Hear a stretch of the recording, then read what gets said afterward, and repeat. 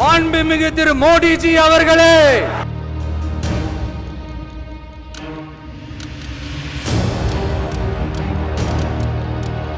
தமிழ்நாட்டை கொஞ்சம் கேர்ஃபுல்லா ஹேண்டில் பண்ணுங்க சார். ஏன்னா தமிழ்நாடு பல பேருக்கு தண்ணி காட்டின ஸ்டேட் சார், பல பேருக்கு தண்ணி காட்டின ஸ்டேட் சார்.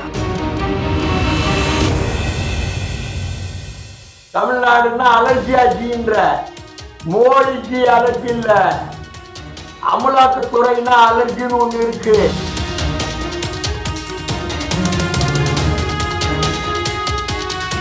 ஆக வச்சுனே ஊழல் எங்க இருக்குது? நீ ஊழலை பத்தி பேசுற, திமுக ஊழல் பண்றாங்க, அவங்களை எழுத்து நாங்க கட்சியில இருக்கிறோம். அங்க என்னடா கம்யூனிகேஷன் ஆளை தட்டி கோடி கோடியா வாடகை சம்பாதிச்சிட்டு இருக்கான்.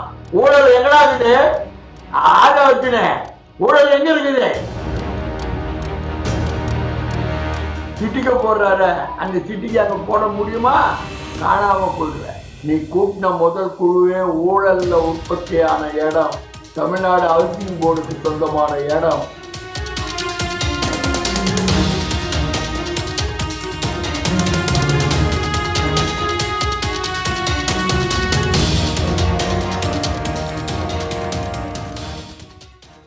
விஜய் சமீபத்தில் முதல் பொதுக்குழு கூட்டத்தை கூட்டினாரு ராமச்சந்திரா கம்யூனிகேஷன் சென்டர்ல.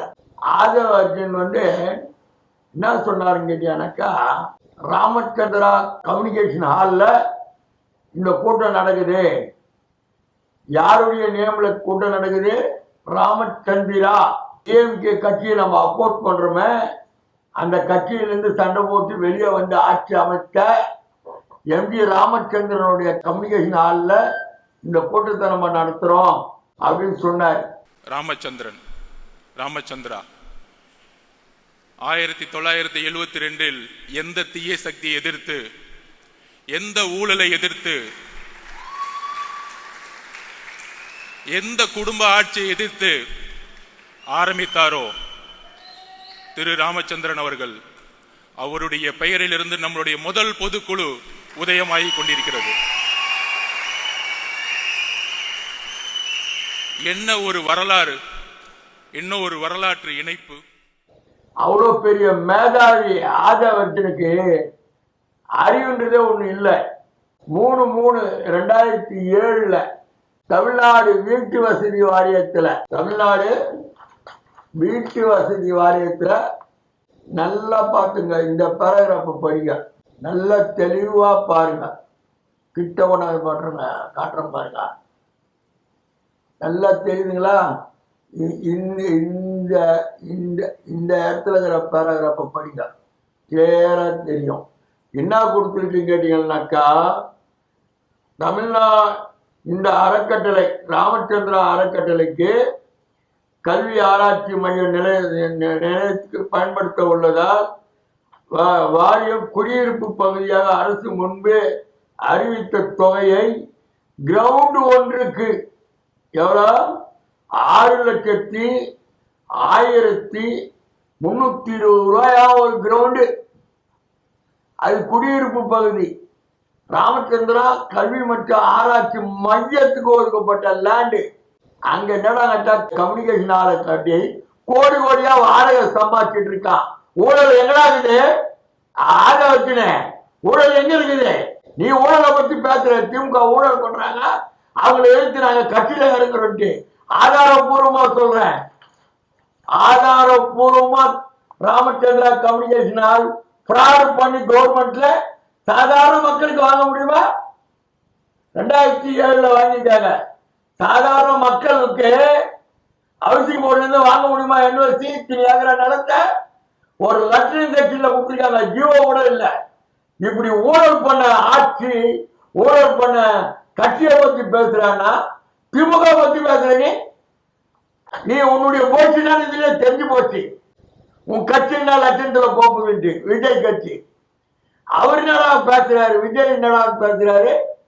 மோடிஜி என்னாச்சு? தமிழ்நாடுனா அலர்ச்சி ஆச்சுன்ற, தமிழ்நாட்டு மக்கள் தண்ணி காட்டுவாங்கன்ற. டேய், தமிழ்நாட்டு மக்கள் உன்னை தண்ணி குடிக்க வைக்க போறாங்கடா.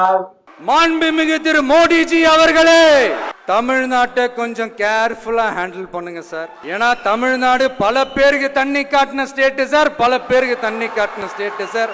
பார்த்து செய்யுங்க சார், மறந்துடாதீங்க சார். நடிகர் விஜய் அவர்களே, நீங்க கட்சி ஆரம்பிச்சிருக்கீங்க, கட்சி பணியில ஏதோ ஒன்னாலும் பேசுங்க. அரசியல்ல இதுல சகஜமப்பான்னு கவுண்டர்மணி சொன்ன கதைதான். உன்னுடைய தொண்டர்களை இயக்கத்துக்கு நீ எது ஒன்னாலும் பேசலாம். இன்னாஜி மோடிஜி, தமிழ்நாடுன்னா அலர்ஜியா ஜின்ற, மோடிஜி அலர்ஜி இல்ல, அமலாக்கத்துறைன்னா அலர்ஜின்னு ஒண்ணு இருக்கு. உன்னுடைய கான்ட்ராக்ட் பூரா கம்ப்ளீட்டா எடுத்துட்டான். பாரு வேடிக்கைய. உன்னுடைய அமலாக்கத்துறை வந்து எப்படி உன்னை அமுக்க போகுது, வருமானத்துறை உன்னை எப்படி அமுக்க போகுதுன்னு. பாவம் அப்பா எஸ்.ஏ. சந்திரசேகர் கஷ்டப்பட்டு உன்னை உழைச்சு உன்னை பிரம்மாண்டமா வளர்த்தார். உன்னுடைய கனவு வந்து நல்ல கனவு தான், முதல்வர் ஆகணும். எல்லாம் விஜயகாந்த் ஆயிட முடியாது, எல்லாம் கெஜ்ரிவால் ஆயிட முடியாது. அதுக்கு சில சக்திகள் சில திறமைகள்லாம் வேணும். நீ என்னடா கட்சியானக்கா, உன் வயசு இருக்காது. திராவிட கட்சி வளர்ந்தது, அந்த கட்சிக்கு ரெண்டே கட்சி தான் எதிரிகள். எனக்கு எதிரி வந்து திமுக, தமாக. இந்த ரெண்டு கட்சி தான் தேர்தல்காரன். பைத்தியக்காரா, எதிர்கட்சிங்க எல்லாமே எதிர்கட்சிங்க தான். உனக்கு எதிர்கட்சிங்க, நீயும் தேர்தலை சந்திக்க போற. நான் இன்னைக்கு சொல்றேன், நீ எலெக்ஷன்ல நிற்க மாட்ட. உன்னை ஒரு துருப்பு சீட்டா உன்னை இறக்கி விட்டாங்க. நீ இப்ப அவங்களுக்கே அல்வா கொடுக்குற. கூட்டணி என்னோட தான். உன்னுடைய செய்கைகள் உன்னுடைய இது ஒத்து போவாதனால தான் மோடிஜி உடனே அடிச்சாரு எடப்பாடிய. அமித்ஷா விட்டாரு தூது. எடப்பாடி பழனிசாமி பேசுறது என்ன ஆச்சு? அவர் கடைசி வரைக்கும் என்னால முடியாதுங்க, அவங்கள கூட்டணியில சேர்க்கறதுக்கு முடியாது, பன்னீர்செல்வத்தை சேர்க்க முடியாது, அந்த அம்மாவை சசிகலாவை சேர்க்க முடியாது, தினகரனை சேர்க்க முடியாது, ஸ்ட்ராங்கா நின்ட்டாரு. இவரை எடப்பாடிக்கு செக் வைக்கிறதுக்காக இப்ப செங்கோட்டையனை தயார் பண்ணிட்டாங்க. செங்கோட்டையனை தயார் பண்ணி செங்கோட்டையனுக்கு ஒழிப்புரிமை பாதுகாப்பு. நாங்க யாருக்கு வேணாலும் ஒழிப்புரிமை பாதுகாப்பு கொடுக்குறோம்னா செக் வைக்கிறோம்னு அர்த்தம். முடிஞ்சு போச்சு. நீ எல்லாம் வந்து யார் தான் எல்லாம் ஒன்னா சேர்ந்தாலும், பிஜேபியோட எந்த கட்சி சேர்ந்தாலும் திமுகவுக்கு சாதகம் தான். திமுகவுக்கு பாதகமே கிடையாது. ₹1 கூட தமிழ்நாட்டுக்கு கொடுக்கறதுக்கு யோகியதை இல்லாத கட்சி பிஜேபி. சவால் விடுறாங்க, திரட்டன் பண்றாங்க, மிரட்டுறாங்க, தமிழக மக்களை வஞ்சிக்கிறாங்க. ₹1 கூட எந்த விதமான ஹெட்ல இருந்து மத்திய அரசாங்கம் பல வகையான நிதிகள் எல்லாம் கொடுக்கணும், கொடுக்கல. ஆனா சதுரங்க விளையாட்டுல வெச்சார்பார் தமிழக முதல்வர் ஆல் பார்ட்டி கூப்பிட்டு, தென்னக முதல்வர்களை எல்லாரையும் கூப்பிட்டு ஒரு மாநாடு ஃபர்ஸ்ட் மீட்டிங் போட்டார், தொகுதி வரையறுப்பை பத்தி. இப்போ சந்திரபாபுஜி என்ன சொல்றாரு? தப்பா போயிடுச்சு, குடும்ப கட்டுப்பாடுலாம் கட்டுப்பாடு பண்ணி நம்ம எல்லாம் வந்தது வந்து அது நமக்கு வினையா போயிடுச்சு அப்படின்னு ஸ்டார்ட் பண்ணிட்டாரு சந்திரபாபுஜி. சந்திரபாபுஜி, தமிழ்நாடு மட்டும் பாதிக்கல ஜி, உன்னுடைய ஏரியாவும் பாதிக்குது ஜி. சந்திரபாபுஜி வச்சாரு மோடிஜிக்கு ஆப்பு. சந்திரபாபுஜி மோடிஜிக்கு ஆப்பு வச்சதுக்கு காரணம் நம்ம மு.க. ஸ்டாலின் பகிரங்கமா எடுக்கிறாருப்பா. நீ சொன்னது கரெக்டு. மு.க. ஸ்டாலின் ஒரு முதலமைச்சரா சொல்லாத வார்த்தைகளை விஜய் சொல்லிட்டாரு. தமிழ்நாடுனா அலர்ஜி ஜி, மோடிஜி அப்படின்னு சொல்லிட்ட. தமிழ்நாட்டு மக்கள் வந்து தண்ணி காட்டுவாங்க ஜி, நீயே சொல்லிட்ட. அதே தமிழ்நாட்டு மக்கள் உன்னை தண்ணி குடிக்க வைக்க போறாங்க ஜி. சாதாரணமா இல்ல ஜி. 100 கோடி ஒரு படத்துக்கு வாங்கிட்ட, 150 கோடி ஒரு படத்துக்கு வாங்கினேன். தியேட்டருக்காரங்களை எல்லாரையும் சாவடிச்ச. தியேட்டருக்காரங்களை சாவடிக்கல ஜி, உன் ரசிகர்களை சாவடிச்சு. நீ பார்த்தியா? நீங்க சொன்னார் பாரு அண்ணாமலை, ரெட்ஜைனை நீதான் துருவி படம் மூலமா ஸ்டார்ட் பண்ணி வச்சுச்சு. நீயே வந்து ரெட்ஜைனை பத்தி குறை சொல்ற. தொழில் ரீதியா நீங்க எல்லாம் நடிகருங்க, நடிக்க வந்துட்டீங்க. இப்ப அரசியல்ல நடிக்கிறீங்க, ரொம்ப சூப்பரா நடிக்கிறீங்க, ரொம்ப அருமையா பேசுறீங்க, ரொம்ப அருமையான சினிமா படத்துல வர டைலாக் எல்லாம் பேசுறீங்க. மிக்க மகிழ்ச்சி. எடுத்து வைக்கிற ஒவ்வொரு வார்த்தைகளையும் நீங்க தெளிவா எடுத்து வைக்கலன்னா வெற்றி தலைவரா, அந்த வெற்றி தலைவருக்கு ரொம்ப இதுவா இருக்கும். புரியுதுங்களா? தயவு செய்து மேடை பேச்செல்லாம் பேசுகிறோம். இது சினிமா இல்லை, ஷூட்டிங் எடுக்க நெஜ மேடை. உங்க ஆட்கள் எல்லாரையும் அளந்து பேச சொல்லுங்க. ராமச்சந்திரா கம்யூனிகேஷன் ஹால்ல இருந்து நாங்க முதல் பொதுக்குழு கூட்டுறோன்னு நீ கூட்டின முதல் குழுவே ஊழல்ல உற்பத்தியான இடம், தமிழ்நாடு ஹவுசிங் போர்டுக்கு சொந்தமான இடம். ஹைகோர்ட்ல ஒரு பொதுநல வழக்கு ஃபைல் பண்ணா அரசாங்கம் எடுத்துரும், அரசாங்க சொத்தா மாறிடும். அறக்கட்டளைக்கு சம்பந்தமா மருத்துவமனை ஆராய்ச்சிக்காகத்தான் அந்த இடத்தை கொடுத்தது. அந்த இடம் வீட்டு வசதியை மனை பிரிவுகளாக ஒதுக்கப்பட்ட நிலம்னு அரசாங்க கடிதத்தில் இருக்கு. அரசு ஆணை வெளியிட முடியாததான் அரசு கடிதத்தின் மூலமா உனக்கு கொடுத்துருக்காங்க. அதனாலதான் ஆளுங்கட்சி எந்த அரசியல் பிரமுகர் வந்தாலும் நீங்க மகாலை வந்து ஃப்ரீயா கொடுக்குறீங்க. யார் பெரியா பினாமியார் ரசீது போட்டு ஒரு குறைஞ்சபட்ச எல்லாம் 15 லட்சம் 20 லட்சம் வாடகை வாங்கிட்டு 3 லட்சம் 4 லட்சம் அதுக்கு போட்டு அதுக்கு உண்டான ஜிஎஸ்டி வசூல் பண்றீங்க. சாதாரண மக்கள் போய் கேட்டால் 4 லட்சம் ரூபாய்க்கு கொடுப்பீங்களா? அந்த கம்யூனிகேஷனால ஃபுல் அப்படின்டுவீங்க. ராமச்சந்திரா மருத்துவக் கல்லூரி அது ஒரு பெரிய சப்ஜெக்ட். ஐயோ, அது பெரிய சாதாரண சப்ஜெக்ட் இல்லை, அது ஒரு தனி இஷ்யூ. அது தனியா எடுத்துக்கலாம். ஐஏஎஸ் ஆபீசருங்க மனசு வச்சா நீர்நிலை போறப்ப கூட லெட்டர்லயே முடிச்சிருவானுங்க. அரசாணை போட முடியாது. அப்படி கொடுத்துட்டானுங்க 122 ஏக்கரா நிலத்தை. அந்த 122 ஏக்கரா நிலத்தை கொடுத்தானுங்க.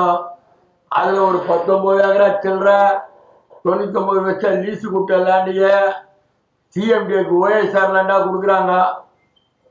அதுலயே ஒரு பார்க்கிங் வச்சுப்பாரு, அதுலயே இப்போ அனுபவிச்சுட்டு இருக்காரு அவரு. இதெல்லாம் ஐஏஎஸ் அதிகாரிங்க மனசு வச்சா எதை ஒன்னாலும் பண்ணுவாங்க. சாதாரண ஏழைங்க போய் வீடு கட்டினா அதை பிரி, நீதிமன்றம் உத்தரவு.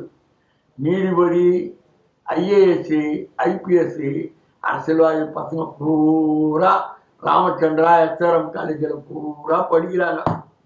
அவங்கள ஒண்ணுமே பண்ண முடியாது. கோர்ட்டுக்கு போனா அவங்களுக்கு இன்கம் டாக்ஸ்ல நோட்டீஸ் கொடுத்தா பணத்தை கட்ட சொல்லி ஸ்டே வாங்கினாங்க. அந்த ஸ்டேட் டிஸ்மிஸ். இன்னைய வரைக்கும் இன்கம் டேக்ஸ் அங்கே உள்ள போல, அமலாக்கத்துறை அங்கே உள்ள போல. எப்படா அவளை கூடி சொத்து வந்ததுன்னு சாதாரண மக்கள் நம்ம தான் பார்த்துப்போம். இதெல்லாம் கேட்பாரா விஜய? கேட்க தைரியம் இருக்குதா விஜய்க்கு? கட்சியினுடைய தலைவரா இருக்காங்க இவர். கேட்பாரா கேள்வி? பொது மேடையில சிட்டிக்க போடுறாரு, அந்த சிட்டிக்கு அங்க போட முடியுமா? காணாம போயிடுவேன்.